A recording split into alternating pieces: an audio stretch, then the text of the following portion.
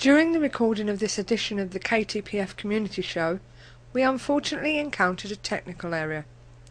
We would like to apologise for this and hope you can continue to enjoy the rest of the show as we join with our special guest, the Chairman of MAPIT, Manchester's Association of Paranormal Investigation and Training, founder of SEP, the scientific establishment of parapsychology, and editor of the online magazine Phenomena, Steve Mera, live in the hub.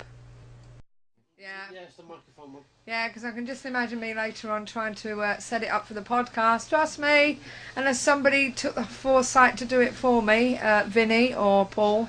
But never mind. I doubt it. I doubt it either. So anyway, so yeah, Kat also wants to know whether you ever get scared as well. That's a very good question. At first, I was. I mean, your normal perceptions, your normal chemical and biological reactions to the dark is nothing to be frightened of. It's a natural perception, it's a natural fear. It's innate in all of us and all us human beings. And it goes back for many, many generations, you know, right back to primeval times, because you know, things that could cause us harm could be hiding in bushes, you know, and of course our eyes are naturally drawn to the darkest corners of each room, because a lot of people say, well, I think it looks a bit creepy over there because it's dark. That is the same perception that we all have within us. And yes, at first I was, but spending 30 years in the coldest, darkest, dampest places in this country, saying that, you know, it's a demon-infested room, and I've sat there, and sat there, and sat there, and over the years I've become numb to it. So basically I feel more comfortable just in the dark now than I do even in the light. God, I don't know. I know our cat gets scared a bit. Yeah, she hates cellars, this cat. Cellars, yeah. She does hate cellars. I've been in plenty of those. So being nasty people we are, I guess we always send her. In the cellar. The thing is, the paranormal can just take place on the sunniest of days. So.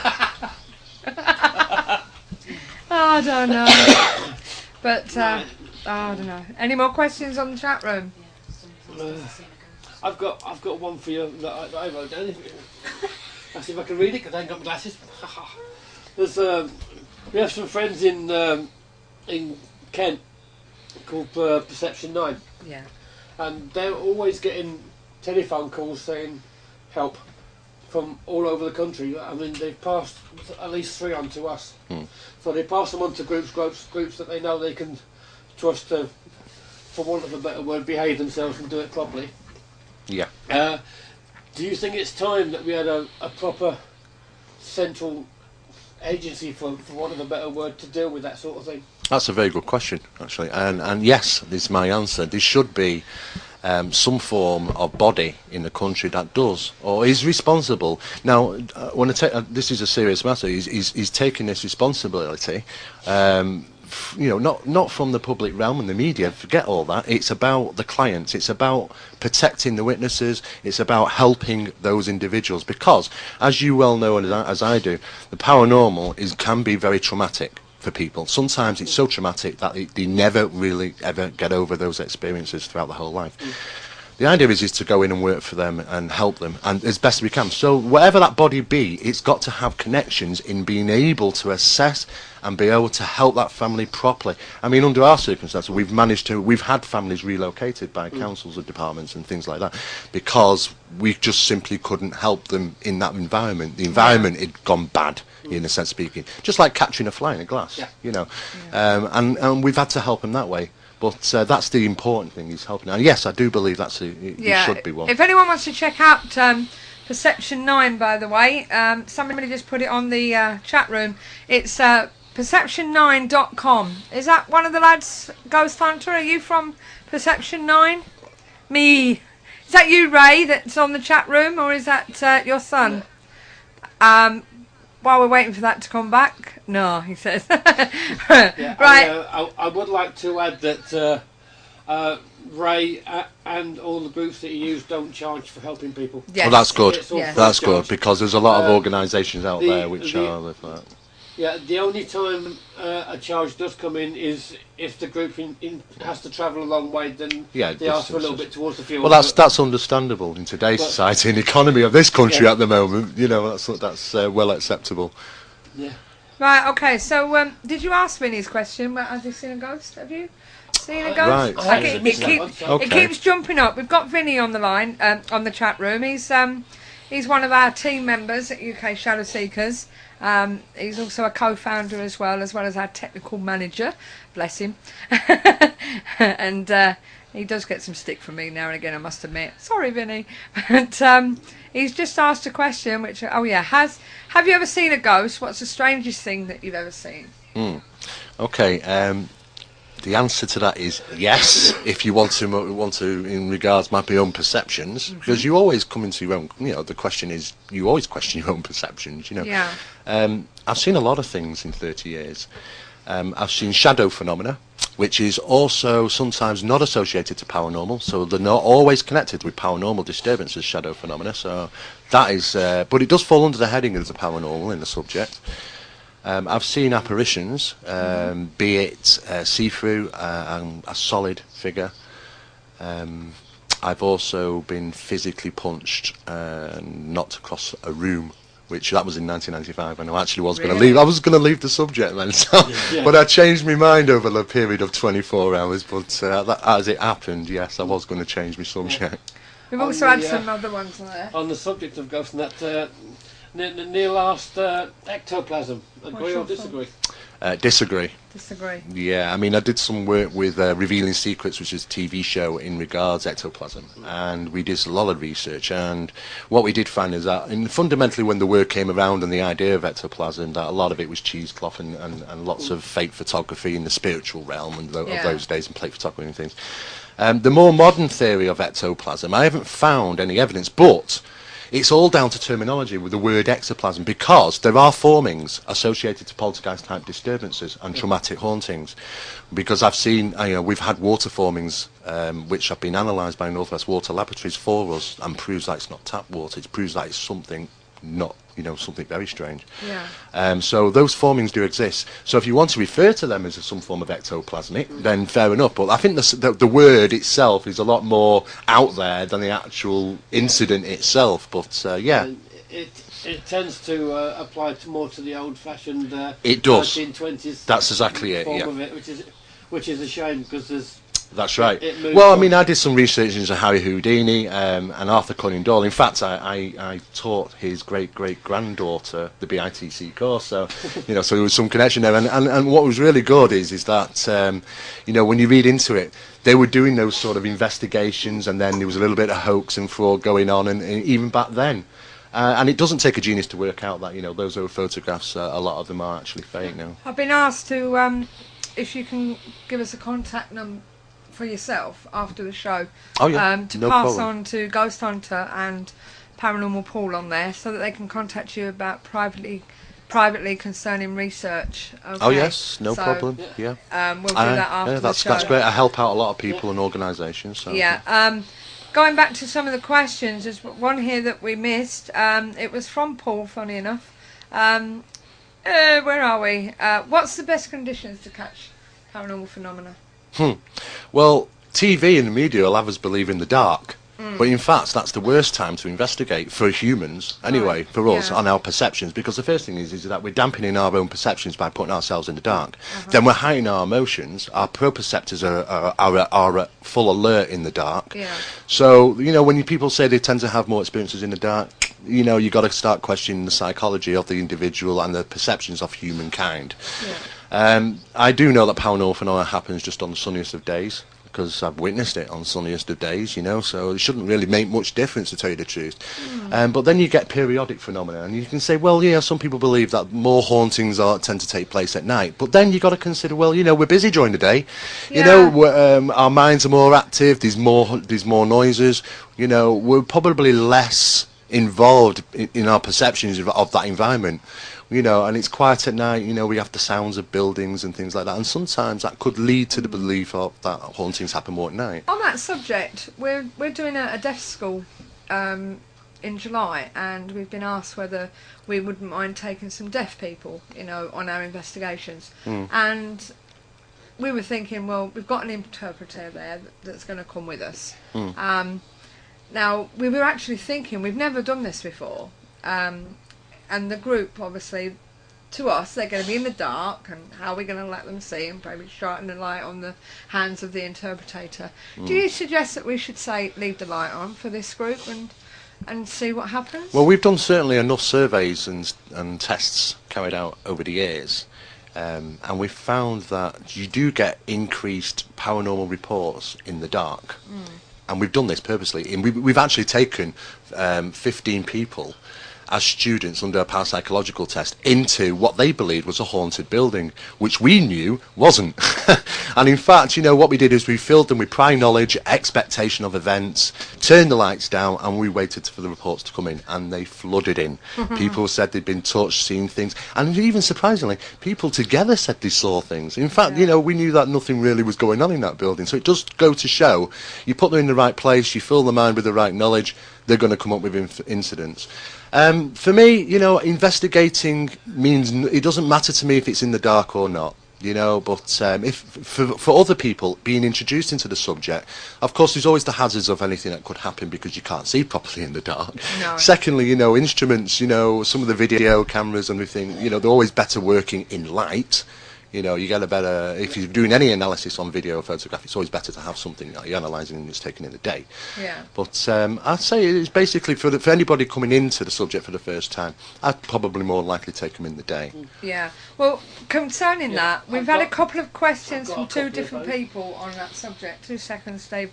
We've got, Neil said sometimes the energies won't form unless conditions are right. Like, so including bright light. And Ghost Hunter followed on with that, saying light frequency analysis and documentation is next to impossible in light environments. Yes, that is So correct. you agree with that, I do agree with that, yeah. But what we've got to rule out is the biggest problem for us when we're investigating is humans. We do it. And we're the problem on a lot of occasions because perception alters. You know, we've got 4 people sat in this room now, and if something was to come past us, we probably all perceive it slightly differently. And the problem is for scientists to try and get that down on paper, they're looking for statistics, and sometimes they're looking for the wrong statistics because they want a perfect match-up, but they don't realise that people do perceive differently, you know, and it's a very difficult business trying to prove to scientific establishments, you know, the authenticity of something paranormal. Ghost Hunter said, then remove the humans and do it placebo. Yeah, that'd be a wonderful idea. Vinny also said, what about near dark? Enough light just for your eyes to see, but not enough to... Yeah, near dark is okay. Near dark is, of course, you know, you've got to take into conditions your equipment that you're using, because I know that a lot of the video cameras now that we've got, they're set to be able to operate in high light conditions and low level. I mean, I know the Sony night cam. Unfortunately, there isn't many actually video cameras now knocking around which do the night shot, you know, and super night shot, which were fantastic for the investigations. But the only problem with all that is that you know, the illumination of infrared causes so many dust particles and vapor particles, and everybody's jumping on board saying that they're orbs and this, that. Now, don't get me wrong, I believe the orb phenomenon is a real event, but then, you know, most of them are actually visible by the eye because I've got photographs and videos of those sort of things. But what we're sent is, I mean, we're sent roughly 6,000 photographs a year around, you know, and we can't possibly analyse them all, but we do analyse quite a lot of them. And we get a lot of people talking about, I've captured an orb, and we give them a rational explanation for it, because we can replicate it by dust particles. They can't see it because it's very close to the camera and illuminated by the infrared. So, you know, in near dark is okay as long as you've got the right equipment. Yeah. And Neil says most energies form out of our colour spectrum and very near infrared and end of the scale. Yeah, that happens as well. I mean, there are a number of cameras now which are available, which are referred to as full spectrum cameras that can be purchased, and they'll take in the ultraviolet and infrared realm as well. Kat says, can you wave to her, please? The camera's there. Oh, I don't know. Right, we're going to have a break for a minute, okay? So we're going to go into the paranormal news, okay?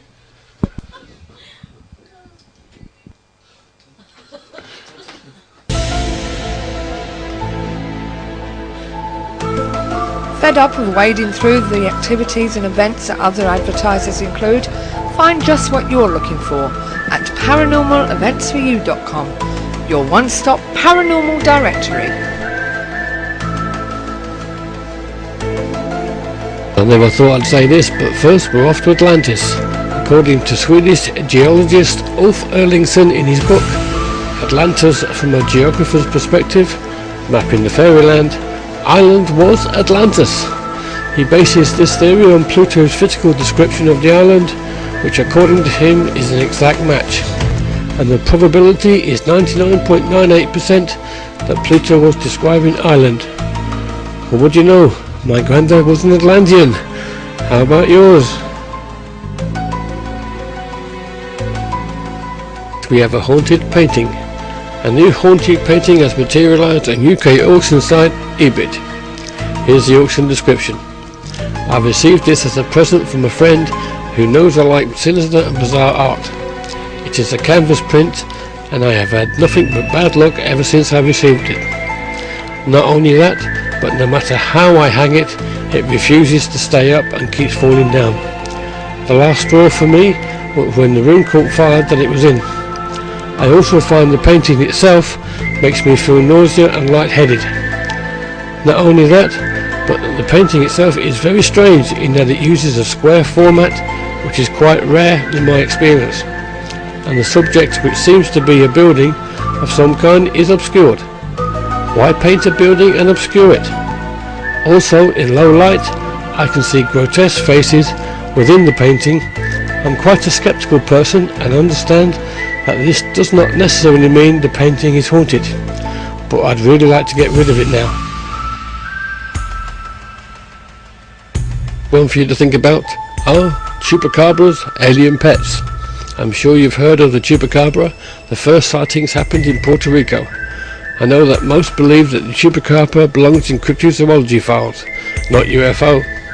But there have been many accounts of chupacabra showing up where UFOs were sighted, and there is one report, supposedly an eyewitness, that claims he saw a UFO land and reptilian extraterrestrials came out of the landing craft with a chupacabra running about their feet like a pet dog would. Could chupacabra be a reptilian version of a pet dog? And could it have accidentally gotten loose and running around in Puerto Rico?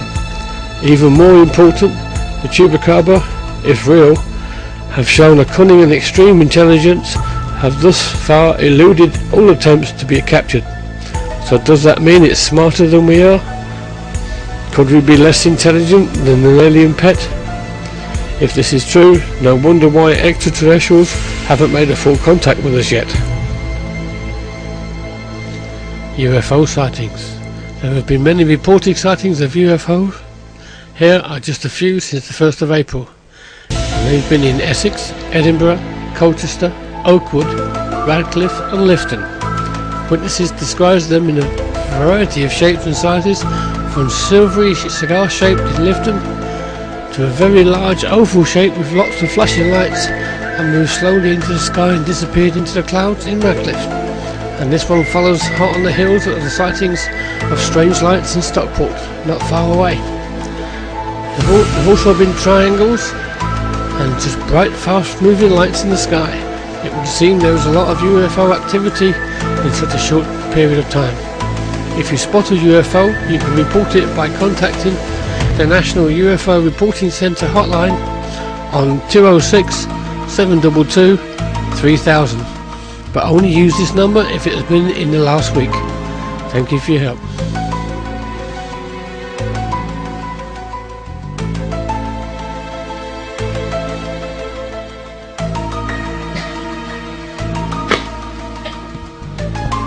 Hi, I'm Chris Andrews from Phase 2 Paranormal in Stockport, and I'm proud to be keeping the paranormal friendly, where membership is a smiling face.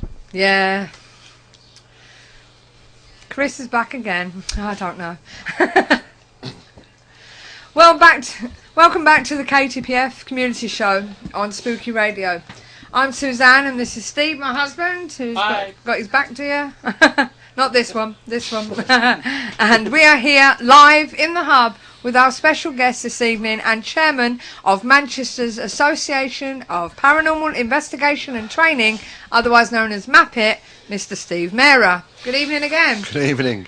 Okay, Steve's got a question for you. He's got something to tell you first, and then see what you think. Right, I got a question for all of you, and basically, would you do this? It's a little thing called the Devil's Toy Box. You take 6 mirrors of all the same size and form them into a cube with the mirrors going inwards, and you just let it sit on the side on its own. You do nothing with it, and supposedly they cause an energy flying backwards and forwards, and after a while you can start hearing growling and weird noises from it.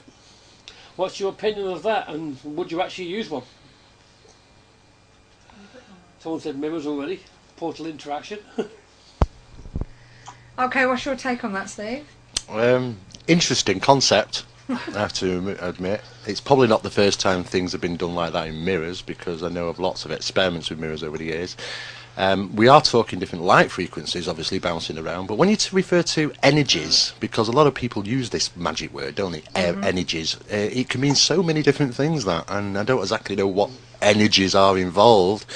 But what I can say is, over the years, I've done all the tests you can do, such as Ouija's, lighting candles in front of mirrors, all the things you shouldn't do to invoke, and of course, you know, I've tried to put the tests in, and I've come up negative, so I don't really know. But there was some concept back in the 80s in regarding, I don't know if you remember, but pyramidic type bowls, which you place your food under, like fruit under, and apparently it was said that the fruit would last longer.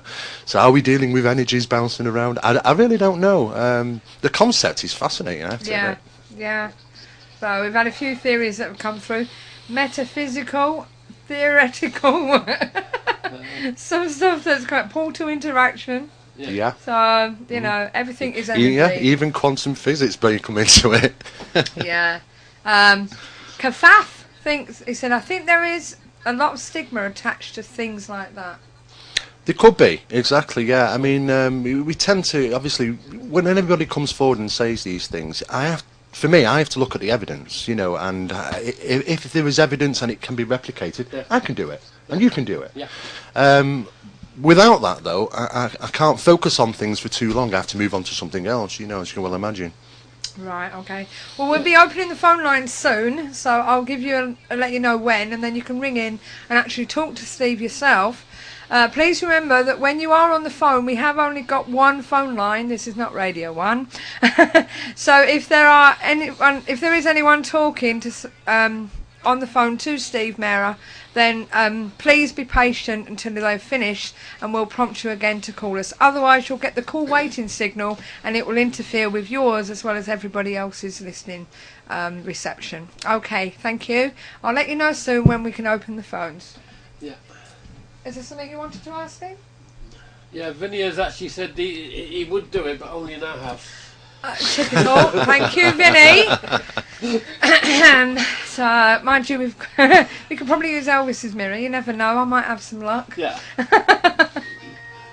So. Well, Elvis's mirror keeps going cockeyed in the Christmas. Oh, I know. So, right. Okay. So, right, they're on their way. I'll have to sort that in a minute. Right. So we will be opening the phone. So if anyone does want to ring in. Okay, I will be running the number along the bottom of the screen. I'm assuming that you are there at the bottom of the screen in the actual viewing section. So if you would like to call us and speak to our guest, I am typing as I'm speaking, which is something that Vinny is often experiencing with myself because I do it every time when I'm on MSN.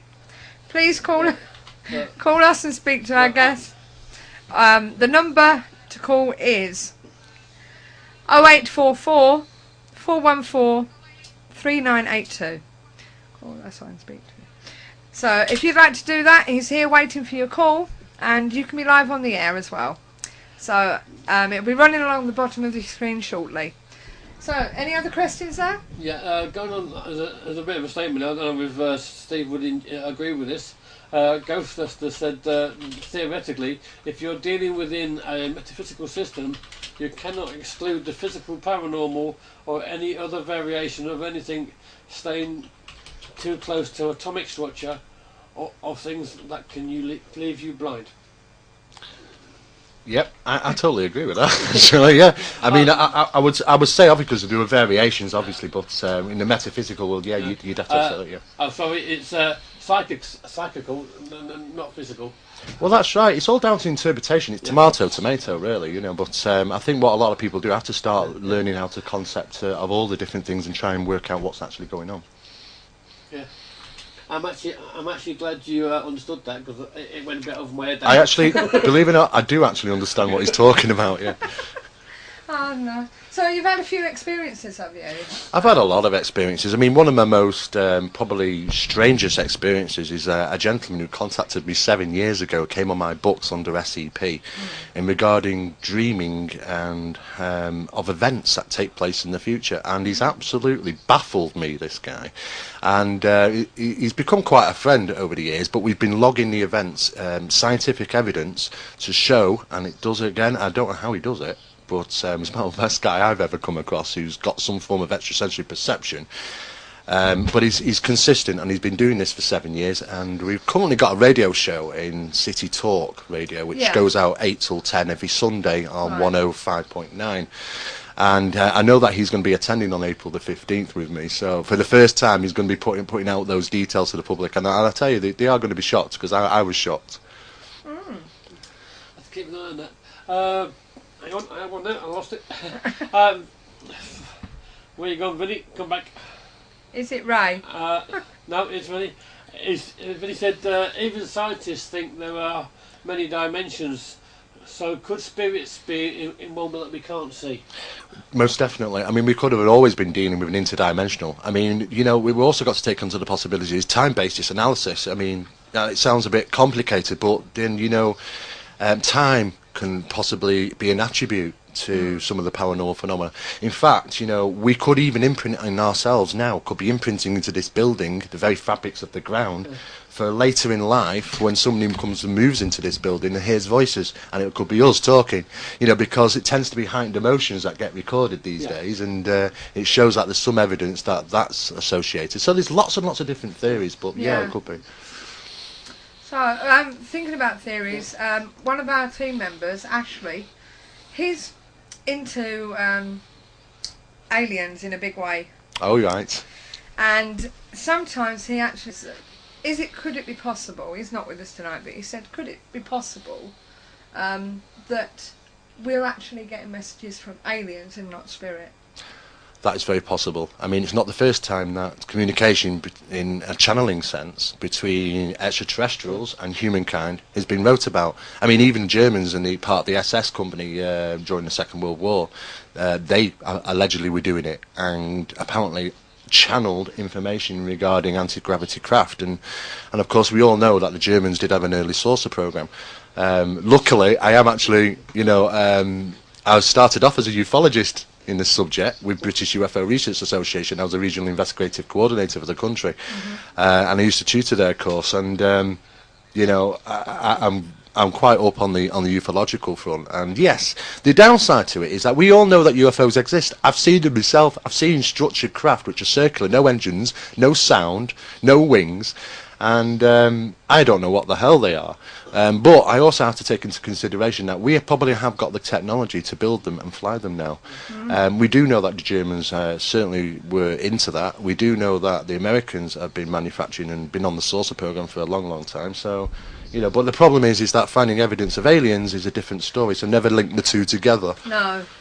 He's always had that conception that, well, he actually thinks it could be an alien, to be honest. It could be, you know, yeah, more definitely. That we could be aliens here, you know, and we're, mind you, we've had that concept, haven't we? When we think that we're here as an experiment, sort of thing. And it's it's an interesting theory. I don't think we do. Men in Black, you know, Elvis is not dead. He's just gone home. Exactly. I certainly think the humans are not derivative to this planet at all. To tell you the truth, we're very bad. You know, all of our animals are very good at living on this planet, except for us. We're just not climatised at all, and we are quite poor. But you have to question where the origins of mankind then, and we can get into the Sumerian stuff, but it's all very, very, you know, very long-winded. But it's a very interesting subject. It's strange what sticks. Of the hundreds of films I've actually watched, that statement is the one thing that sticks in my head. Yeah.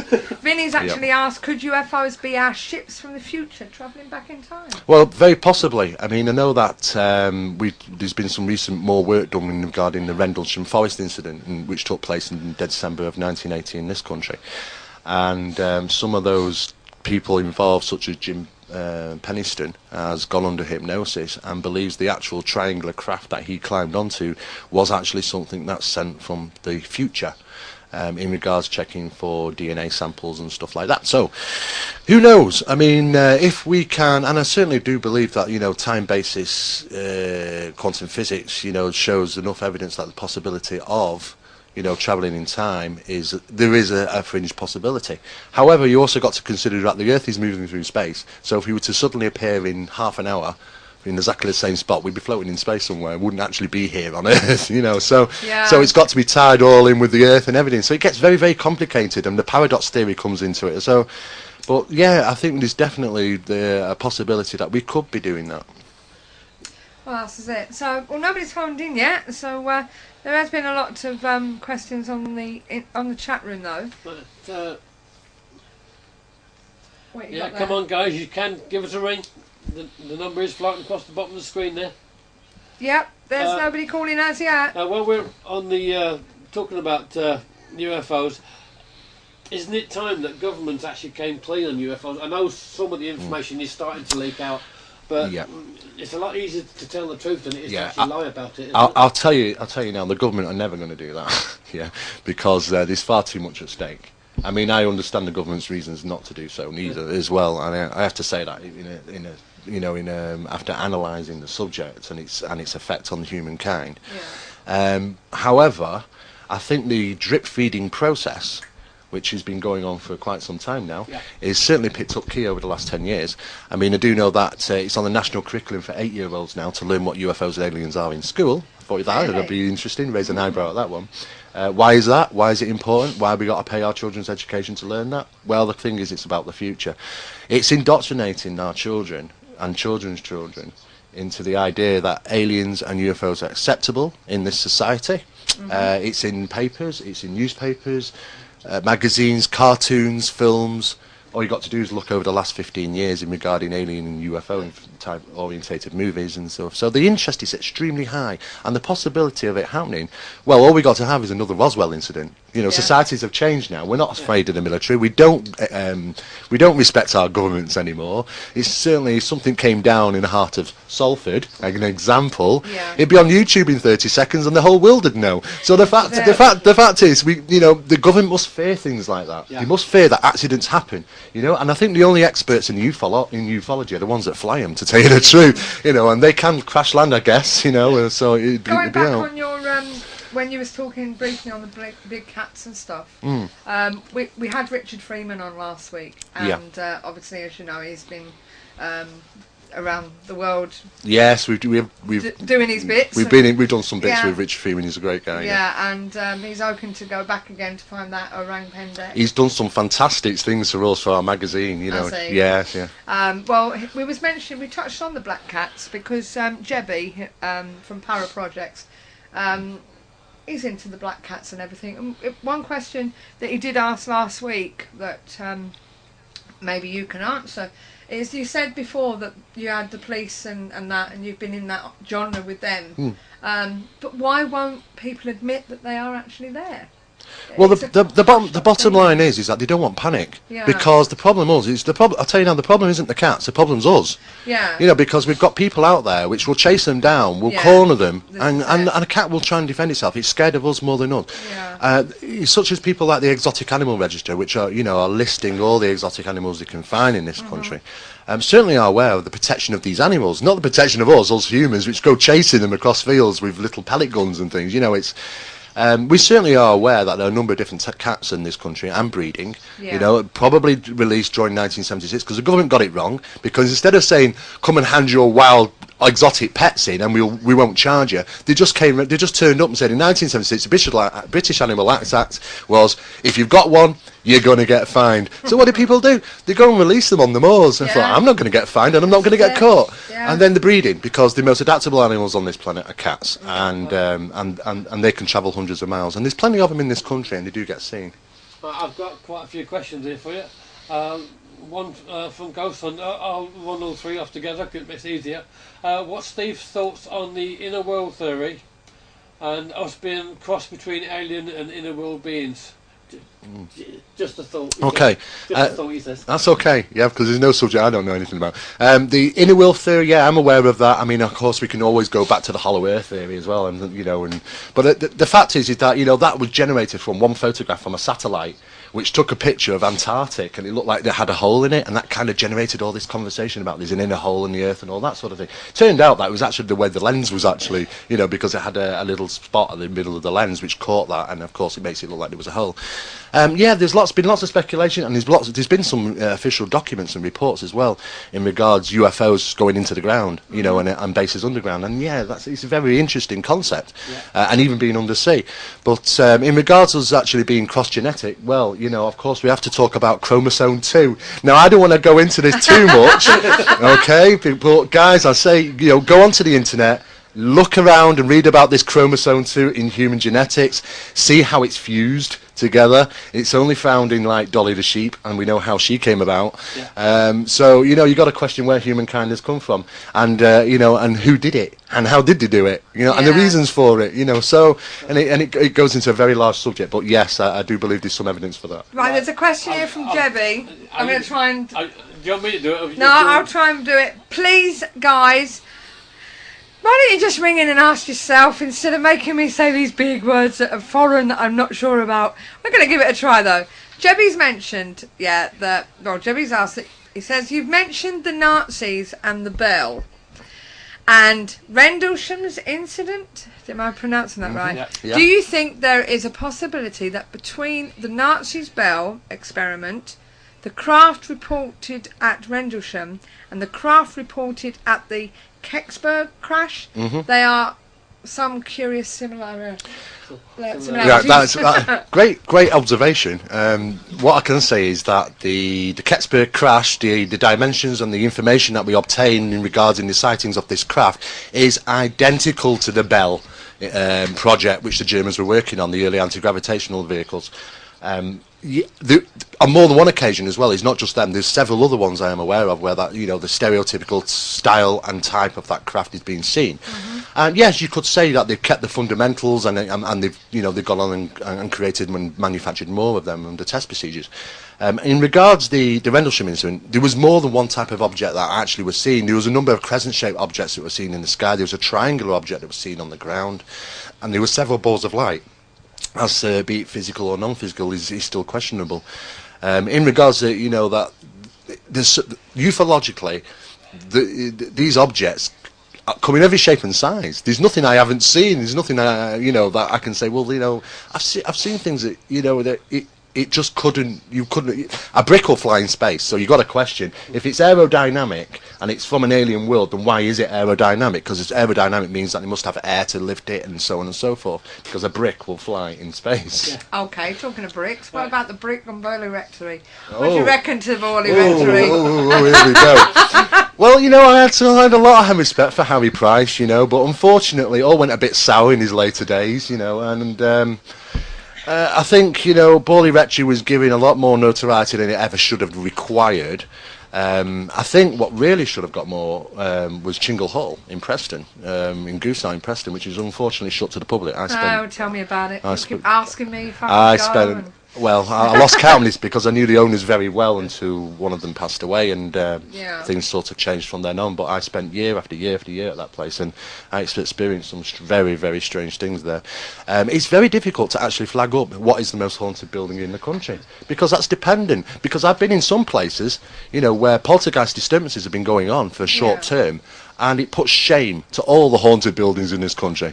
You know, so it's just where you go and what happens, and it's purely by chance. Yeah. Being in the subject for so long and being in the right place at the right time, that's all it's I'm all going to about. beat these to it. Can you tell us a few so we can go and find us ourselves? Well, there are lots of haunted houses around, and Yeah. haunted holes, you know, and I've been, one of the best ones I've been to is Glarms, and that's closed to the public as well now. Right. But in fact, Glarms, the cellars in Glarms were closed down to the public.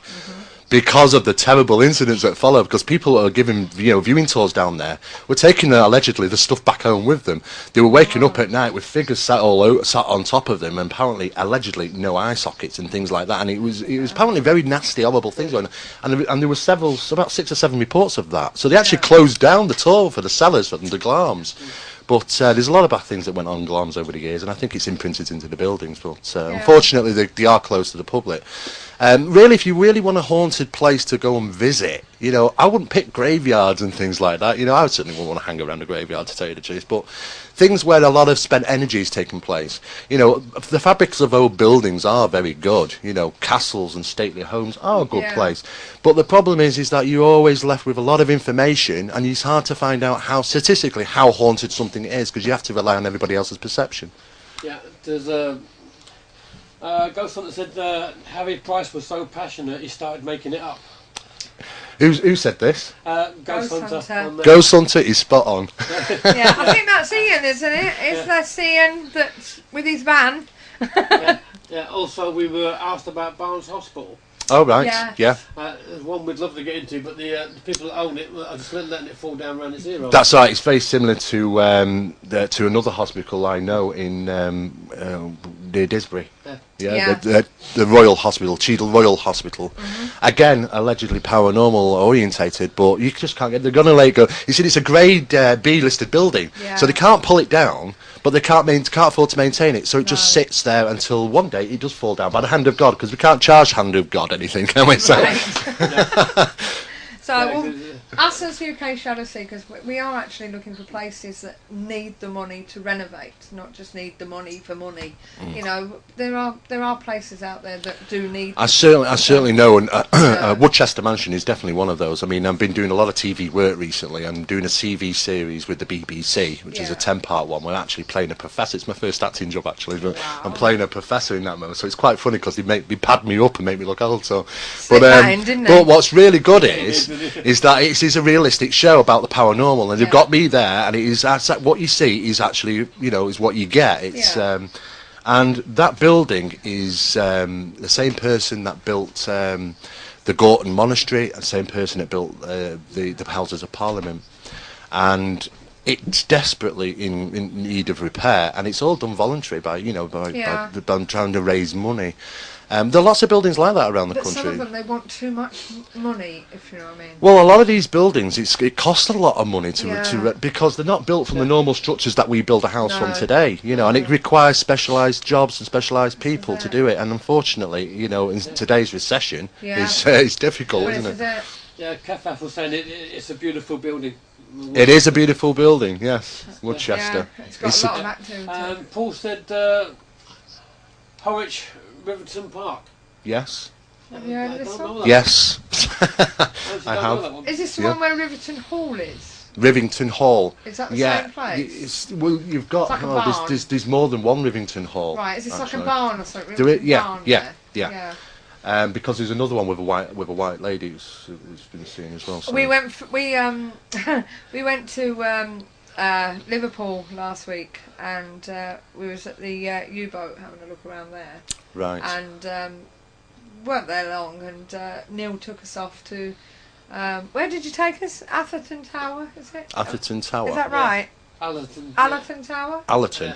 Yeah, Allerton Tower. Allerton. Yeah. So that was. Even though we weren't there that long, it was good. It was quite eerie, and you know. Right. And we didn't see nothing though. But apparently there's hoping to see the grey lady. There was a grey lady or something. Wasn't it? There's so many stories. Oh God, crikey! There's so many grey ladies and white ladies and blue ladies.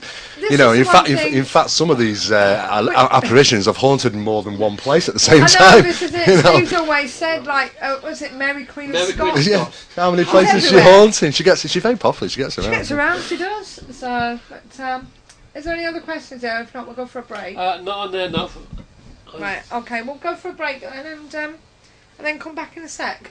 So we're going to go into over to Steve with the paranormal events for you. Fed up of wading through the activities and events that other advertisers include? Find just what you're looking for at paranormaleventsforyou.com, your one-stop paranormal directory.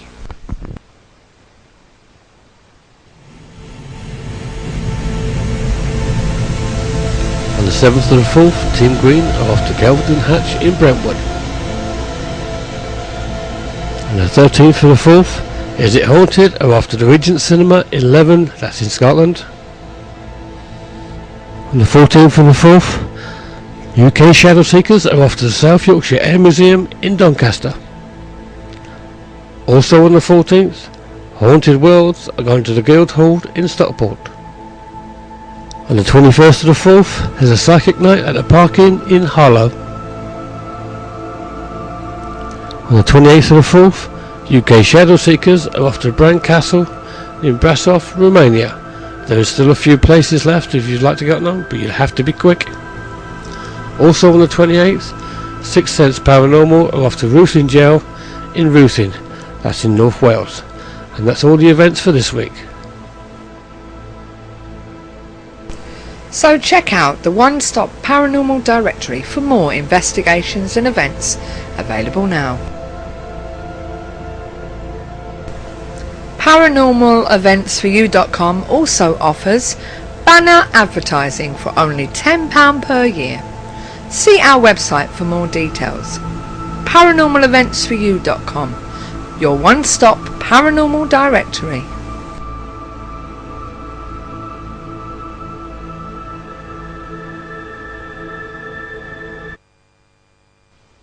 Oh dear.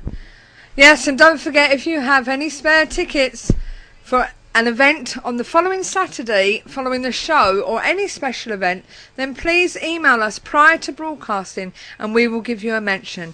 And talking of special events, we mentioned this one last week. Wigan Paranormal are hosting a full night of psychic fun at the Bellingham Hotel on Friday the 13th of April from 6 p.m. till 2 a.m. in aid of Darien House Children's Hospice. The evening includes private readings, Reiki, angel cards, tea leaf readings and tarot, plus a full demonstration followed by a hot supper and then a ghost hunt within the Bellingham Hotel, which is renowned for its ghosts. The tickets are now available at £15 for the psychic supper or the £22 for the supper and the ghost hunt. And there's only 20 places for the ghost hunt, so please book early. They are available at wiganparanormal.co.uk, or you can get them from the reception of Bellingham Hotel, or by contacting Nicola Johnson on 07748 834 753. So if you're interested in that, please hurry, and it is for a worthy cause. Thank you. Okay, we're still here with Steve. Steve Mera from MAPIT. MAPIT. Oh, sorry. It's a MAPIT. He's from MAPIT. And also SEP, which is the... I haven't got it now. What is it? It's the Scientific Establishment of Parapsychology. There you go. And he's here to take your calls. And whilst he's waiting, if anyone is brave enough to give him a call, we're going to be talking about his own experiences in his investigations and stuff like that. So, have you got any you can tell us about? Blimey, there's plenty over the last 30 years. Can I just put in there for a second? Ghost Hunter, which is Ian, he's saying he's going to start some technical training events coming up. Okay. Yeah. And if anybody wants to do that, they can go to www.hauntasticevents.co.uk to find out more about it. Great. That's a good idea, doing that. So again, what investigation? Sorry about that. No, I mean, because training is really good, you know, Yes. especially on-site training is even better, you know, it's great, first-hand accounts and stuff. So, investigations-wise, blimey, you know, where do I start? I mean, like I say, I was very sceptical up to 1995 until August the 8th of 1995 it was. I remember the date, I remember the time. Because it was a heat. I don't know if you remember. There was a heat wave in this country at that time. We were into the 5th week without rain. There was a severe hosepipe ban. It was very hot. It's about 85 nearly every day, and this family were having strange pourings of water from their home, prefabricated bungalow in Rochdale. They were only meant to be temporary homes at one time, but they kind of left them up, didn't they? Water in the heat wave. Do we want to get rid of it? Yeah. Well, I know, but the thing is, though, this water was appearing on the ceilings, on the walls. It was ruining furniture.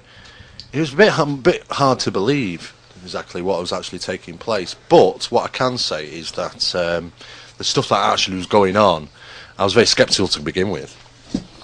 Excuse him a minute, he's just do letting his colleague in. Sorry. It's okay. She's been sitting in the corner. It's Sorry, okay. carry on. And basically, what happened was, it turned out they were having poltergeist. It was a poltergeist infestation. It lasted for about 10 months. Wow. It was very severe. The council were involved. In fact, we actually sat down with the council and got them relocated, which was the main event. But there was a number of people involved in that investigation, including Peter Huff. I don't know if many people know Peter Huff out there. He worked with Jenny Vandals for a long time. She was a well-known author on the subject of ufology and strange experiences. And we were there over a period of weeks, and what we found was enough evidence to provide tangible proof that poltergeist phenomena exists. I mean, there was water formings which we captured. This water forming, okay, here we go. This is the hard bit for you to digest, guys. The owner of the house, Mr. Gardner, he was sat in the kitchen with an umbrella up because it was raining in his kitchen. And not only did the droplets come down to the floor, but the odd one or two went upwards as well, which was just totally profound. I can't imagine. The water just appeared from nowhere. Then we saw water flowing across the ceiling. It wasn't dripping to the ground at that time. It was as if it was defying gravity. It arched itself round the light. I have the videos, I have the photographs, I have the analysis from the Northwest Water Laboratories. It said that it wasn't tap water and it wasn't salt water. So where does it come from? There was no leaks, no damages to any of the pipes. It was hot and dusty in the loft. We couldn't find any evidence to suggest that. I have no idea where these water formings were coming from. I can only presume that it's paranormal in nature. We did a corresponding sample from the tap water to prove that it wasn't tap water. It wasn't. But what was really interesting is that it was what you refer to as the UCSMs. The UCSMs is the electrical conductivity of water. Normally, on a glass of water that we pour out of our taps, it would be on about 93 UCSMs. But the actual forming of this water on the ceiling, which was seemed to be intelligently moving, was over 1,900. I think it was 1,923 UCSMs. It was absolutely ridiculous. In other words, what we're talking here is an electrically charged forming. Now, maybe that's what poltergeist formings consist of. Maybe they are electrically based. Yeah. Because I do know that when I got punched in that back from on that night, after hearing a rasping voice come from behind me and not having the guts to turn around because 2 female investigators were looking at me to do so, well, just as I lifted my chin over my shoulder to look behind me into the dark where this rasping noise was coming from, I got this, I can only describe it as a thump and a shock at the same time, because I've got a degree in electrical engineering, and nobody who's got a degree in electrical engineering hasn't been electrocuted once or twice, so they know what it's like being thrown across a room. I travelled 4 feet across the room, but the investigators there are more importantly interested in photographing my 6-inch bruise that's appearing on my back than it was at the time of trying to find out what it was. I went outside actually. I was going to pack it in. I have a thing on the water you mentioned. Ian said there's a situation where damp, moist hair, it's dry hair. It can manifest water in a free environment. He's researched it. Yeah. It releases the water from the environment, so it drops it out of the air. Yeah, I know. We are aware of that. Yeah, we had analysts in there and all, especially in a prefabricated bungalow. Because you can understand the sweating procedure and everything. But as what we refer to is how the forming was acting intelligently, and how the analysis proved it wasn't any environmental water. It certainly had properties which were very profound. So we never concluded it, but we did get the family relocated, so that was the main thing. Right. Kat said, where was she punched? Did you say it was in the back? He was. Yes. In fact, if you go onto the MAPIT website and look under MAPIT investigations, and that's www.mapit.kk5.org. And if you go onto there and look under MAPIT investigation, look for the Rochdale poltergeist case, The photograph one there, you can actually see the bruise. I was going to pack the subject in. I was going to go back to electrical engineering. She wants to know whereabouts it actually happened, what venue. Can you say? It was at a prefabricated bungalow. Yeah. I think she come back, you see, because she's been away. Yeah, it was at a prefabricated bungalow in Rochdale. There was nothing unusual about it. It was only a two-bedroom, small prefabricated bungalow, only initially built to be temporary. They're saying you've gone a bit quiet. You've gone quiet. Can you not hear him? You can't hear him. You can't hear me. Well, Shut up! says you're quiet. Neil said he can hear you. I can hear you. Ian said you've gone down a bit. Right, would you like to speak again, Steve? Yeah. I'm hoping I can be heard. He has gone a bit quiet, Have I actually. gone a bit quiet? Yeah, Right. try again. Sorry about that. Well, I'll tell you what I'll do. If I give you... I'll give you that one for a minute. If you can Okay. reach. All right, is that a bit better? And what I'll do is Okay, a few swaps around with the microphones. Yeah, we're going to have a few...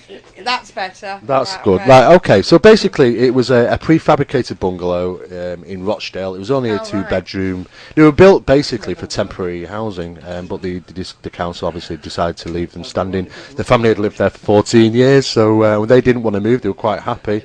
But there was nothing unusual about the building. No prior history. It was definitely poltergeist related, though. I've only done 3 poltergeist cases in 30 years, so it just goes to show how rare phenomena we actually are dealing with. Right, well, we found out what the problem was with the mic. The battery went. So Steve's just changing it, so he's going to stay with Steve's mic for a minute. I hope it's not paranormally attributed, because, you know, the battery's going all the time, don't they, in these places? You know? No, I don't think so. You know, I think Neil used it last. Actually, I think you did. Oh, I did, sorry. Is it my mic? It's the radio mic, Neil. So, better not break, because I'm needing that. So, Turn that down so it don't so go is there not nobody who wants to call in and ask any questions? But while we're waiting, Ghost Hunter Ian he's heard of it. There's an old story which says it is a blessing from the angels, lol. But doubtful actually. That's from. Guys, can you hear me now on this mic? Yeah, you're back on, Steve. Good stuff. Modern technology, isn't it wonderful? Right, well, we're just putting his eardrums exploded.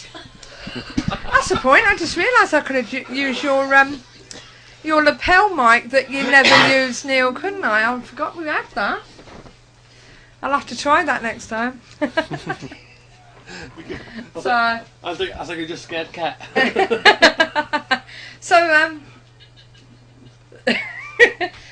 so is there any other investigations that you can? Yeah, I mean, there was the second poltergeist. I have to talk about poltergeist because, I mean, I've done a lot of investigations into hauntings, interactive hauntings, and all sorts of different things, residual or not. Some of them are localised, some of them are translocational, it just depends. But in regards to the poltergeist phenomenon, it's certainly impacting that phenomenon. If you can ever get a chance to investigate that type of thing first-hand, I've been lucky with 3 events in 30 years, apparently. There was a family in Mersey in Stockport. They had poltergeist phenomena take place.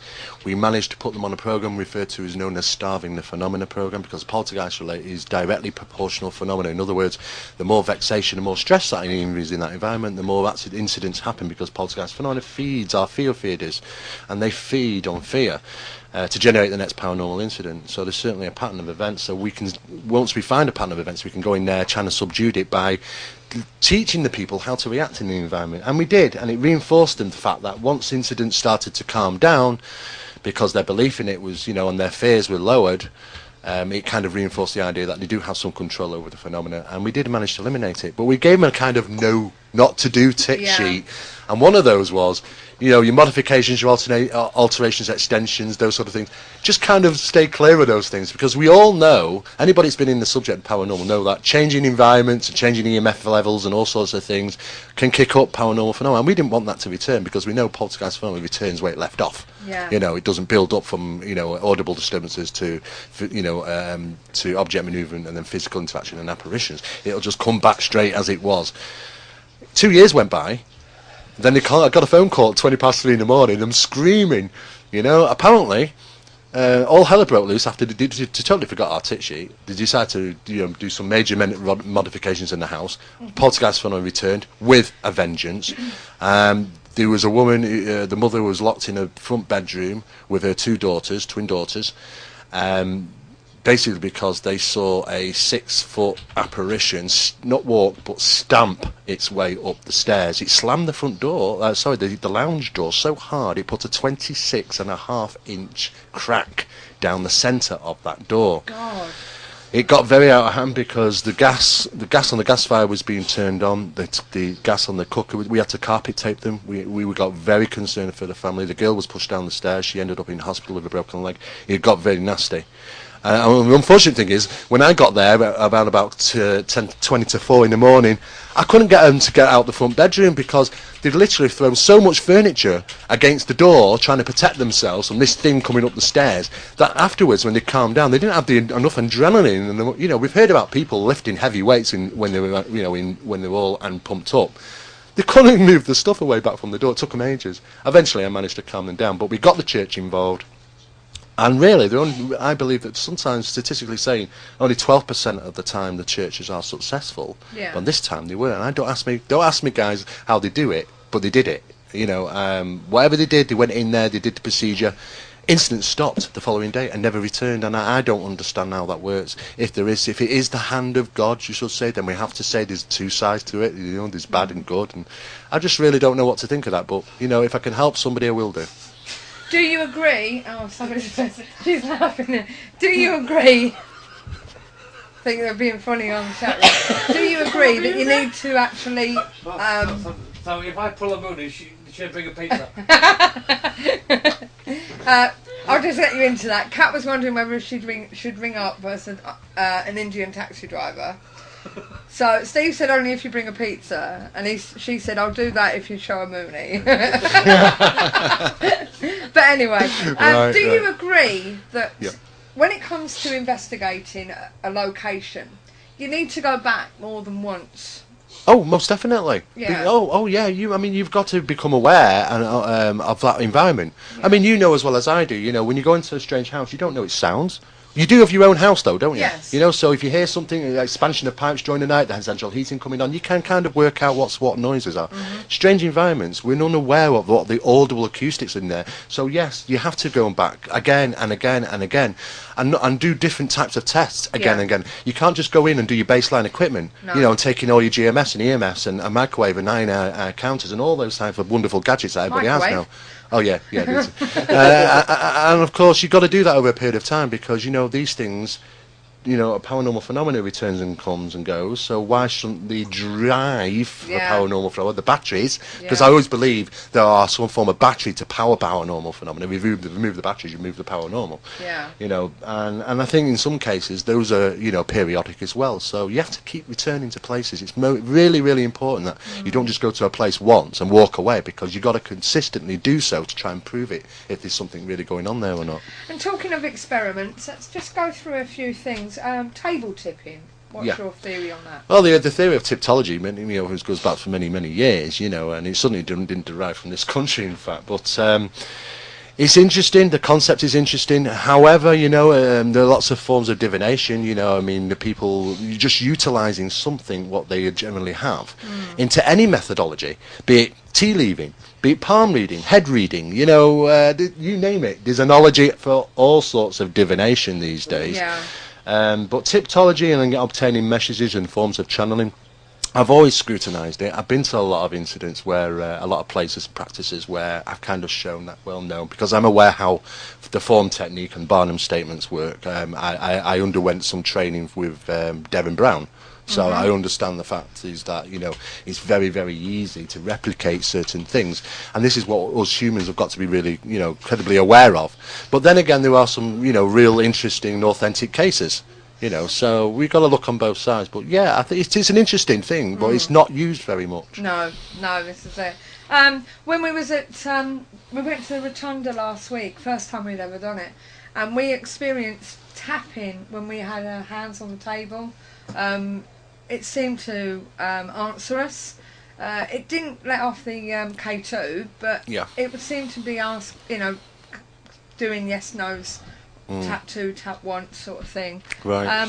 And we wasn't quite sure about that. What's your theory of taps like that? Well, spontaneous knocking sounds, used to be, well, of course, first they were attributed to the old mediumistic days, spiritualism, as a form of communication, not once for yes, twice for no. We know all that sort of thing now, don't we? Yeah. However, these days it's not often used because we kind of moved forward somewhat now, and we're using more electronic equipment, really. But sometimes some people will argue the point that electronic equipment can dull phenomena, suppress it in sense, and we need to go back to the old original ways. However, science doesn't look at some of the old original ways as sort of, and we come across this problem again, don't we, where science says this and science says that. Sometimes the easiest way is the best way. Yeah. However, there's lots of equipment involved now, but then, there's more chances of things faulting these days, or battery loss, and we've all experienced that before. Yeah. The unfortunate thing is that, we can't rely on equipment to tell us, because we have to, our perceptions, when we experience something paranormal, it could be that the event goes into our heads and we experience it that way, because what we see, feel and touch and everything that we do now is all about electrical impulse in our brain. If we don't have those things, nothing exists. So does the paranormal stimulate electrical impulses in the brains for us all to have that experience? This is the question. Is it physical willed, or is it all in the mind? Well, we have to rely on equipment to tell us that, though, don't we? Yeah. So this is why equipment is used.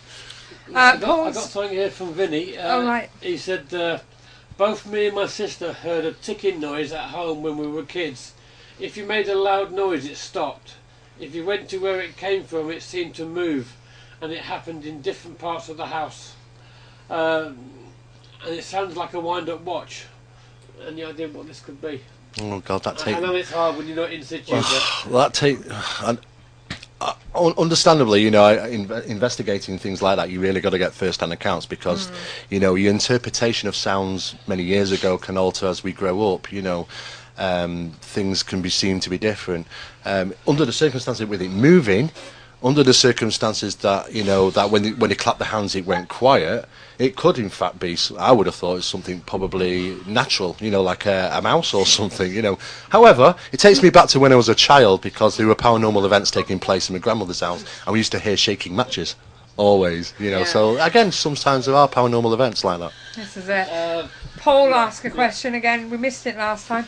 What's your views on spirit cabinets? And we're not talking about vodka or whiskey.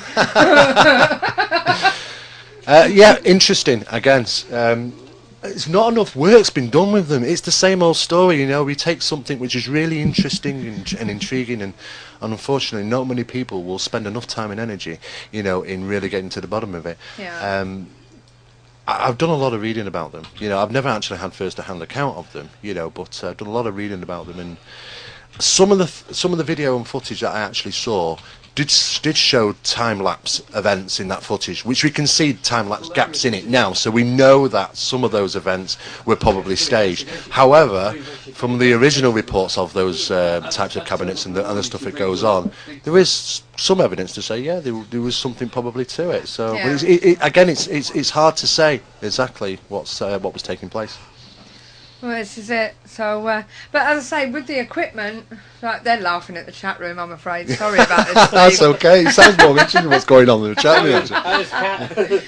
But going back to the equipment. Kat's doing on there what she does to us at 2 in the morning. We want to invest. Oh yeah. Lifts everything up. Yeah. All right, good. That's okay. But as I say, back to the equipment. The equipment that we use isn't really predominantly for ghost hunting. It isn't. Is it? None of it is. No, this is the problem. No. I mean, the first thing to do is you ask anybody out there, right? Why is it used to investigate paranormal phenomena? How was it found? Yeah. How did it originate? I bet they don't know. No, they don't. Because I know, there's a guy, he was an electrician, he was called out to stay at home, he did some work and and he had some equipment, and of course this is where the idea came from. Yeah. Now the thing is that these things are pieces of equipment, are generated and manufactured for the purpose of finding faults in electrical current. Yeah. I know that because I've got a degree in electrical engineering, and I use those equipment to work out, if there was certain faulting, or if there's bleeding from cables and things like that. And we all know about the effects of EMF these days, and GMF, and the effects of microwave energy even. The fields are all over the place, so it affects us all the time. Mm-hmm. Now, people can have traumatic experiences, but sometimes, they can be hallucinogenic. They can certainly even feel physical interaction from some of these And events. EMF can do that. EMF can't can do all of that because Yeah. it messes with our brain. This is the Yeah. problem, and people aren't aware of it because you can't see it, you can't, No. you know, and you can't taste it, you can't touch it, but it can be there. And the problem is that a lot of the equipment that comes out today, unfortunately, we bench tested a K2 meter not too long ago, and unfortunately, it wasn't actually as good as the specification as it was led to believe. Yeah. However, you know, what I can only suggest is to use a range of equipment, because you know you can have we've got, you know, you can have 6 or 10 different types of Yeah. EMFs, different types of equipment, but they'll all work differently. Because they're all looking Yeah. at slightly different wavelengths, you know. One thing might get us low reading, where the next one gets a high reading. And unfortunately, there's so many EMF fields around and things that can interfere with them these days. Yeah. You really got to blanket them, Well, you know. with the K2, we normally don't use it as an EMF as such. We normally put it in the middle. Yeah, but what I mean is we put it in the middle of the table with a seance or a glass divination or something, and we ask spirit to come towards it To make see if we it- can get a spike. Yeah, see Yeah. if we can get it to spike on a yes or a no. Yeah. You know, sometimes, not all the time, we Yeah. have had some sort of fluctuation. Oh yeah, but, yeah. I mean, we've had you know, we've had similar it's things. not all the time.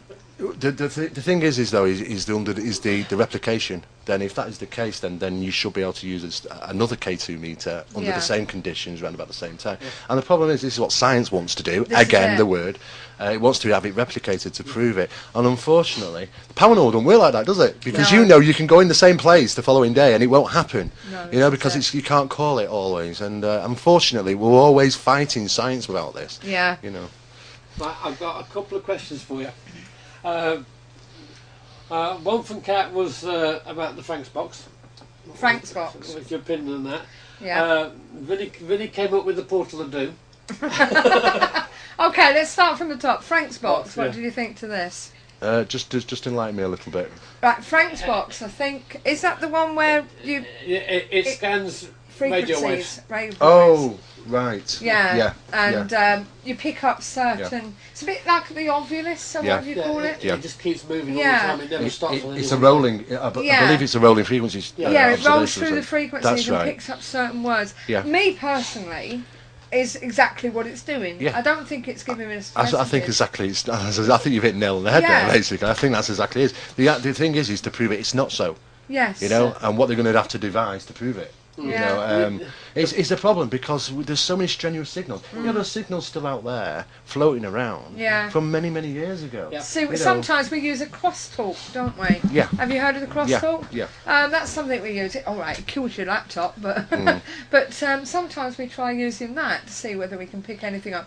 But obviously, you get the normal able, you know, and Yeah. Babel or whatever. But Well, we can all go back to the days of Spiricom and Yeah. see if Well, we, this you know, is it, yeah. and don't get me wrong, they had some great success, but you know, how screened was their equipment is the question. You Well, know, this is it. were people really aware of how common signals are just scattered Yeah. around all over? And look at today's society; everybody's got a mobile This phone. is it. They're everywhere. this is what, yeah, Internet radio. Internet radio. Precisely. Mobile phones are one bugbear I hate when they bring out silly ghost apps and silly, you know. Do you know what? Do you know the Sun newspaper was running them, putting them Yeah. up, and we wrote to them. They totally ignore us, the Sun Yeah. newspaper, but every single time we're on them. You know, because we jump on the red top paper because they're terrible for Well, this is publicising it. things that aren't true, like Yeah. windmills and being hit by UFOs, an example. Yeah. And the thing is that we've got those apps, so we can. It's dead easy. You just Yeah. look at what the pictures are, and does it look the same? It's an app. You Yeah. know, how hard is that? And going back to what Vinny mentioned, the portal of doom. Kat's probably cringing now. I don't know if you've ever heard of this portal, right?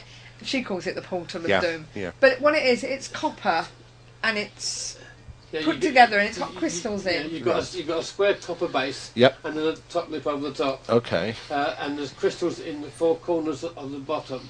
Right. The idea is that people have taken pictures of it and they've seen orbs coming through it. Yeah. So it's like bringing spirits through. Right. I'll be Now, honest with you. what's your- I haven't actually heard of it. Have you not? Can you believe that? I Yeah. actually haven't heard of it. Yeah. No, I don't know everything, guys.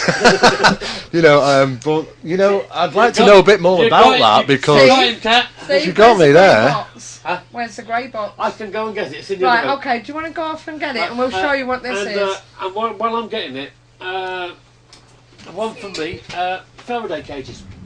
Oh yes, I know about Faraday cages from my early days in working parapsychology. It's a portal between the world and the spirit world. What was that, I think Faraday case? The Faraday cage, yeah, it was devised by Faraday to completely screen EMFs. It's been used in extrasensory perception and GESP and RSPK, tests as well. And basically what it's for is that to stop strenuous signals passing into a cage which we might be able to just fractionally pick up on and interpret as information. So that if you were obtaining information, it wasn't by any natural source. They're fantastic Faraday cages. I think we should all live in them, especially in today's society. Oh dear. Well, Steve's gone to get the portal of power or of doom, whatever you want to call it. What was it, $9.99? Is that what you paid for it on eBay, Kat? I thought it was £16 something. I know a couple of groups have got this. Something so good for so cheap. I know. It's amazing, isn't it? Have you put it together yet? Not yet. No, he's going to put it together. Good. So I'll turn the camera so you can see what's going on here. I'm not sure about this because Kat says the person who puts it together is the one that's in control of it. Okay. So I'm just going to... Yes. You put it together, she says. You end up being the master or something or other. I'm trying to get it so you're both on there. Right. And that sits across the top. Right, okay. Okay. And there is that a is... crystal in the four corners. What type of crystal? That I'm not sure. Do you know what kind of crystal's in there, Kat? Can you just give us that here a minute? And it's supposed to create a portal from spirit world to our world. I don't know whether anyone can see this. I'm trying to... No, she doesn't know what crystal it is. Right, okay, I'm trying to get it... It could be just normal crystal. It's probably quartz, to be honest. Yeah. Right, okay, See if I can get this in line. Okay, somewhere here. I'm looking at the wrong screen. Yeah, it's clear on screen. Right, okay. This is the portal of doom, or power, whichever you want to call it. And apparently, we have had, if you can see this, can everyone see this, okay? Okay. People have actually took pictures when it's been on the table during a seance. If Aunt John's throw him off. And I think it's a parrot perch, to be honest with you. The about jumps through the rough. Yes, I can see it. I don't like it. I'm sure they've had a parrot on there. But apparently people have taken pictures and they've had flashing lights and orbs come through this. So, what's your opinion on that then? Well, I have to say my scientific opinion says it's just a load of copper pipe. Yeah.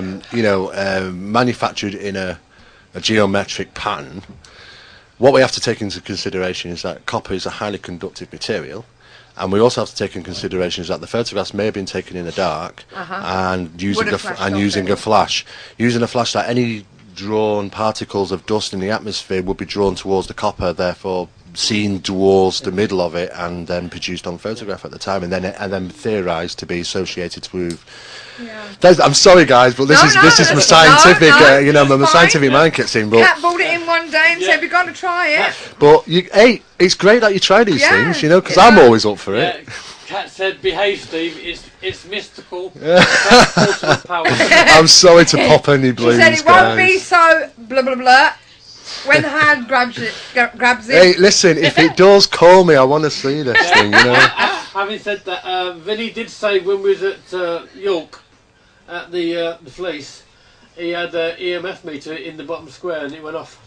Well, understandably, I mean, you're putting an EMF around an electrical field to begin with. Yeah. A copper pipe. I mean, they use copper for highly... there's only a better thing than that, and that's gold. The only thing... We're assuming there's crystals in there. That's what they said when she bought it. So. Yeah. But like Neil said... There could be something to it. I'm going to quote Neil, bloody gadgets, again. I know. Which it is, isn't it? It is. I mean, sometimes we do need to go back to the old ways. Go back to old school, he says. Yeah, go back to old school. Here you go, Steve. Do you want to undo it since you put it together? And Kat wants a gold one. She wants a gold one. Gold one would be better. See, this is what the thing is about equipment.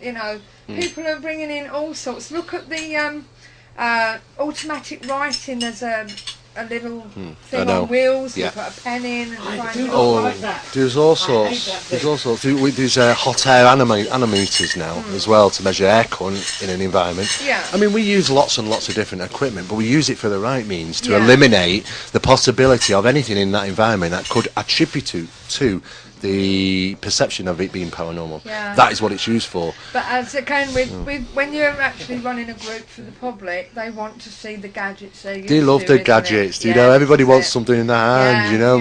And don't get me wrong, it's dowsing rods, okay. Again, is Yeah. something that Well, they that's really down to the don't like. individual, because dowsing rods do actually work. Yeah. You know, because, you know, it was all, you know, if you go back to the old Australians trying to find water with birch twigs, same old story. The Second World War, they used them then. The Vietnamese War, they used them to find bunkers, or Japanese bunkers underground. Yeah. You know, dowsing and divining, you know, depending on what you're looking for, there is something to that, but not everybody does have that capability of tuning into what we could say is that fundamental part of us.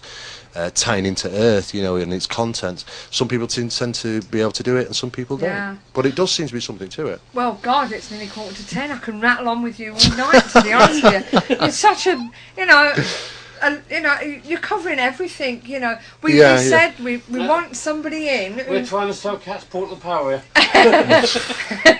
Basically, what we want is we want people in that's going to cover all the genre. This is what it's all about. So, back in the day when KTPF started, people thought that it was just there because they were getting targeted by other groups and individuals. Yeah. But that's not what it's about. No. It's basically about, like I say, it's sharing your findings, coming It on, is, you know. yeah. And I this, mean, that, and the other. don't get me wrong. I mean, I've come across in 30 years, you know, I've come across people, you know, in the field that have come and gone, unfortunately. But we're all in the same boat together. Yeah. We're all dealing with looking at something which is referred to as unknown, This is you know, it. and we all should be trying to help each other. Yeah. Unfortunately, though, a lot of people get jealous of each other, you know. I mean, the thing is, though, for me, I've been in the subject for 30 years, you know, so I got to my place through training and so on and so forth. Yeah. And I admit, it's not been easy. It's not, you know, it can be challenging, it can be mundane, it can be hard. I've travelled the country up and down for years and years doing lectures, you know, and I kind of got a bit tired with doing that and moved on to TV and radio now. Yeah. But the thing is that we're all in the same boat, so everybody should be, you know, coming from the one direction. Yeah. And it's a shame when people won't work with each other or won't pass information on, because I know. that's what it's all about. We need that information It's out there. like it just gets me. I'm so passionate about this. It annoys me when they're not. You know, I think, well, what's the Right, point? well, this is it. We're You all know, I working know for the about same thing. briefly about a couple of groups that are actually going at it It's at a the shame. moment. You know, I've little sat back. snippet, you That's know, it. bite backs I know. and stuff like that. I It's just I not just fair. sit on the background and just look in and shake my head and think, well, guys, you know, while you all bickering and Yeah. whatever, I'm just carrying on working, Well, you know. this is it. You know, this is the thing. But which is another thing. What spooky radio is all about. Which is what Paul's trying to do with this, and get other groups on to. It's a great idea. It's a great idea, and like I said earlier, you know, it has been talked in my circles, not about, you know, just like being an internet radio station, but the fact is that it's what the cause is for, what you're trying to do. Yeah. And the thing is, it is important, because I don't know many people actually doing that, you No, know, this with is that it. idea and that cause in mind. Yeah. And I think it's great. Paul Reed and the guys there, they've given me this platform to do this sort of thing, because it's something I've been wanting to do for ages, and they're involved in this sort of thing. That's why they're going to do this Battlefield Paranormal up at Marsden Moor. Yes. You yes, know, which yes. I'm looking forward to. You'll like actually. that. It's good. It's oh, good. Great. Yeah. So, but as I say, you know, and then you've got Ian with his van, with all his gadgets. He's going around helping other groups and hiring his van out. That's you know, brilliant. it's- That's brilliant. It's That's all great. part of helping each other. That's it. You We're know, all and doing if the same thing. the way I look at it, if I can get 2 people to start doing that, and then it just accumulates. Well, that's right. I mean, doesn't it, really? like I say, unfortunately, my time is, you know, is a little bit more limited now. But you know, if I can help out and if I can get out to other organisations and help with their training, or if they Yeah. want anything, or want me to come along and do a lecture or anything like that, if I've got the time, I do it. I don't charge. Yeah. You know, as long as it's not miles and miles and miles Oh, away. yeah. But the fact is, I'm always willing to try and help out. Oh, you this know, is it. it's just down to time. But the thing is, if everybody did that, then you know, it'd be a lot easier, wouldn't it? Yes, it would. I've got, I've got 2 requests for you. One, can you sign Kat's portal? Because she says she might get $12.99 for it then. I'll sign anything she wants. If she buys me butts, then yeah. And while you're there, it gets a lot easier if you do it. Can you stick your email address on there? Oh, no Yeah. problem. Okay, No he's going to problem. type his email out onto the chat room. Okay, so if anyone wants to contact Steve, Yeah, it's email at Okay. yahoo.com. so there you go. Cheers. If you ever want to contact Steve, We'll Right. sign mine. no. Cat, go back to work. So basically, before we enjoyed having you on the show. Please excuse Cat; she is a funny cat. No, it's okay. But at the end of the day, Vinny's found your Vinny's found your Facebook FB Phenomena page, so we put that magazine. up for you. Yeah. Yeah, and there's a Phenomena Magazine's website as well. Yeah, Yeah, you yeah. can download that for free every month. Yeah, and he's also got back issues on there. Oh yeah, they're all there, all Yeah. 36. 36 back issues of Phenomena magazine. That's Phenomena, not Phenomenon. Yeah. See, somebody's going to go Also, there's the MAPIT website, and that's extensive. But Yeah. there's the BITC course, which is available. Which is Well, the, this is what I wanted to talk to you Yeah. about now. What is this? well, the BITC courses it was put together by myself in 1996. We used every single possible best academic we could do to put one course together on Yeah. the fundamental investigation of anomalous phenomena. Yeah. In other words, if you want to, no matter what you want to investigate, be it poltergeists, hauntings, UFOs, cryptozoology, it's all in there. Yeah. No matter what subject you're interested in. No. The investigation standards are of its highest. I was taught by Detective Inspector Norman Collinson of Greater Manchester Police Force on the interviewing techniques. Yeah. So so that's in there. I mean, of course we don't shine lights in them, in no, their no, eyes no. and stuff. But it's all the best of the best stuff. It's Yeah. gone in there, and it's a course. We used to give out the course for free. Can you believe that? We used to. It's the best course in the country now. It's the most recognised course in the country. We've got thousands of people that have done it. We've got chairmen in organisations which specifically want to run it and use it Yeah. because it's not only designed for people who are interested in the subject, it's also designed for people that want to run their own organisations because there's a protocol procedures in there, forms, all sorts of things, and administration. So it really gets an organisation up and Yeah. going.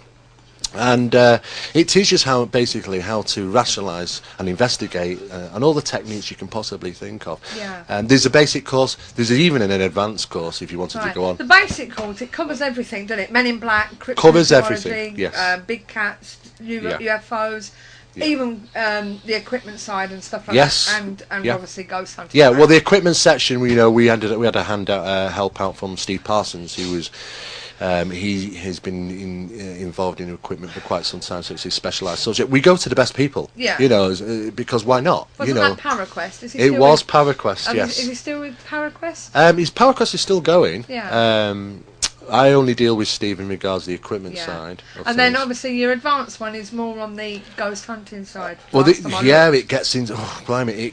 Yes, it does. It gets heavily into the more the paranormal side and the ufological side, and, Yeah. it's and you can even go into further than that into parapsychological realms. We had one of our students go all the way to the Ryan Institute of Parapsychology in California. Yeah, I know our Simon Mello. He's done your BITC. Oh yes, course. Simon has. Yes. God, crikey, I remember Simon. Yes, Yeah. he's done your BITC course. Yes.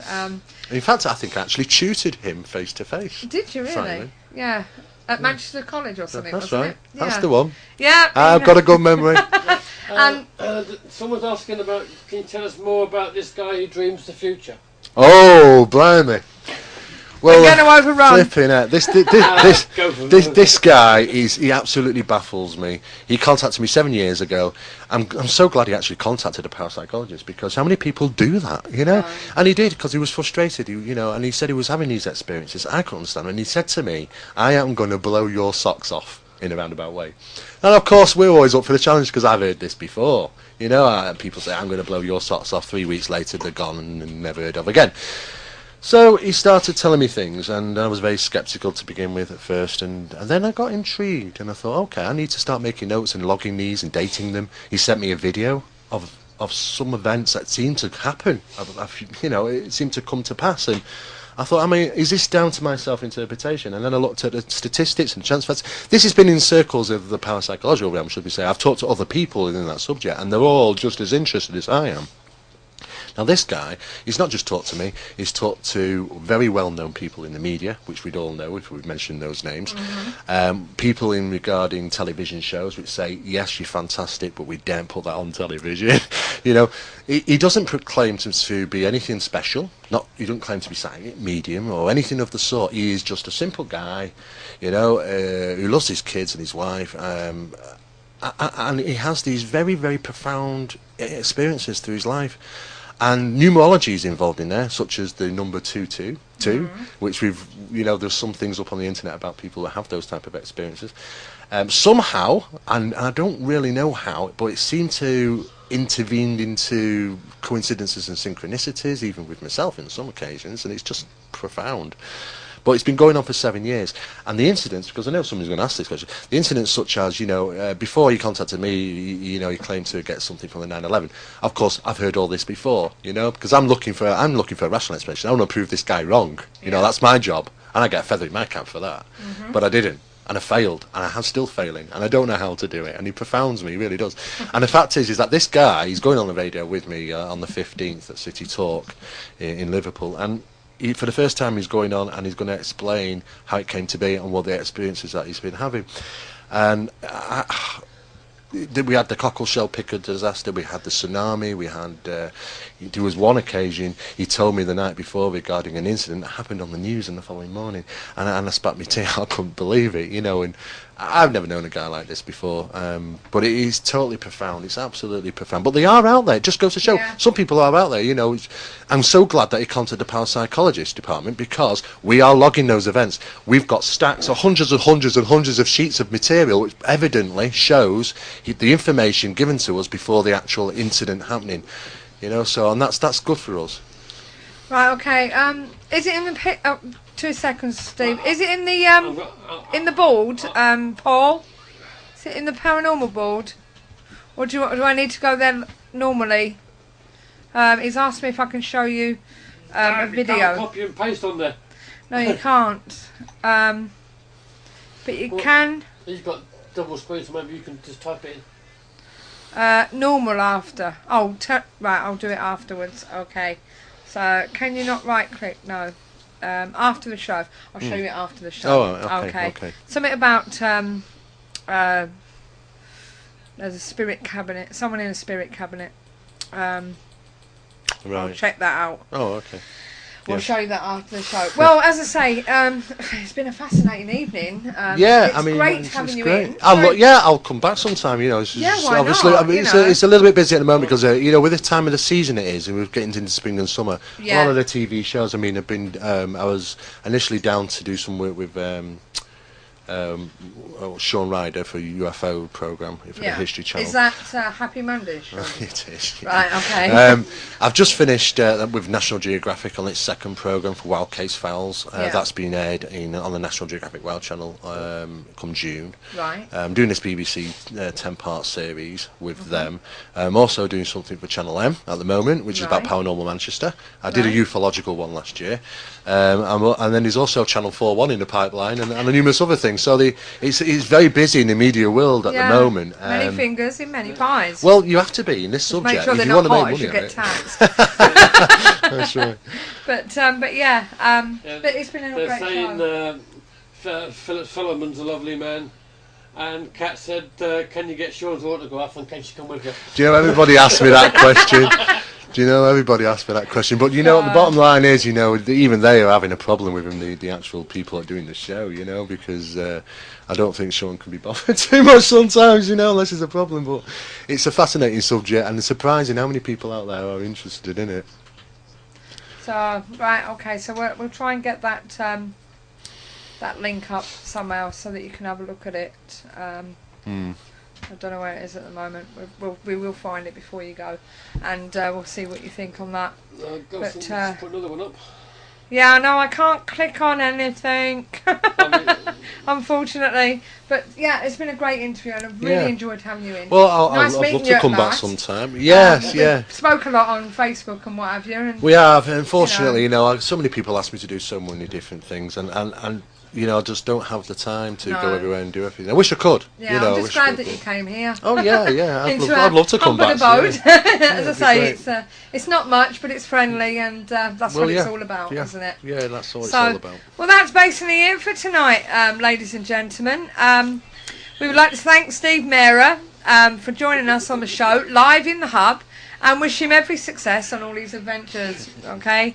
Next week on the KTPF Community Show, we will be joined by psychic medium, we hope, Neil Munnelly from Liverpool.